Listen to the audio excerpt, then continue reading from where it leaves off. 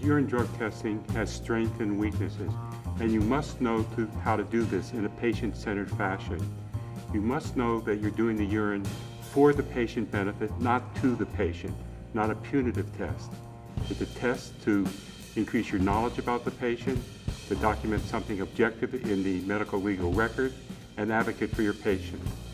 Urine drug testing is a tool, and it should be just used as a tool with its strengths and limitations.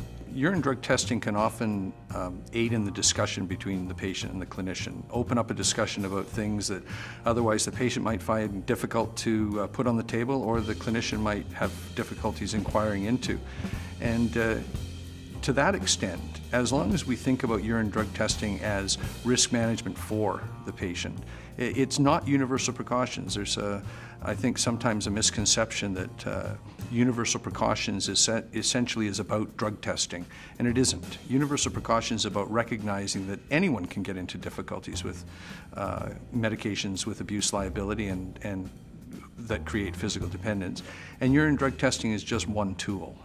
And that tool we find can be very helpful in opening up the dialogue between the patient and the practitioner. Of course, what you do with the information with the urine drug test is what determines whether it's patient-centered or adversarial.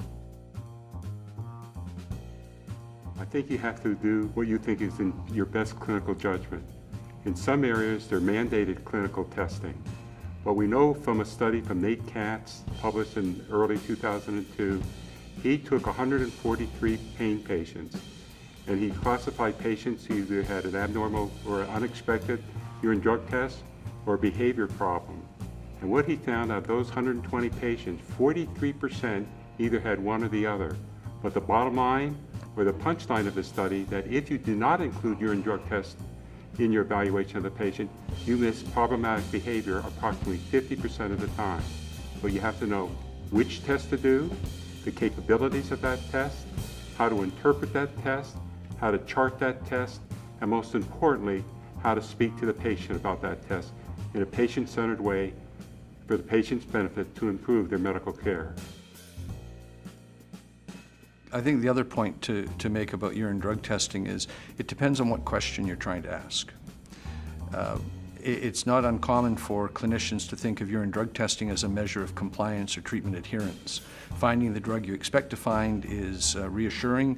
Not finding things that would be problematic, such as cocaine, methamphetamine, ketamine, and so on, not finding those is reassuring as well. But at the end of the day, urine drug testing is not so much about the molecule. It's about setting limits and boundaries and putting structure into what for some patients becomes a relatively unstructured environment. And I think it's naive to imagine that patients with poorly controlled pain are intrinsically going to know how to stay within bounds. More often than not, people run out of medications not because they're deliberately trying to misuse drugs, but because nobody explicitly said how long the medications were expected to last. So when we talk about treatment adherence and compliance monitoring with urine drug screens, I think we have to be very careful that we make sure we're not asking questions that go beyond the scientific capabilities of the test.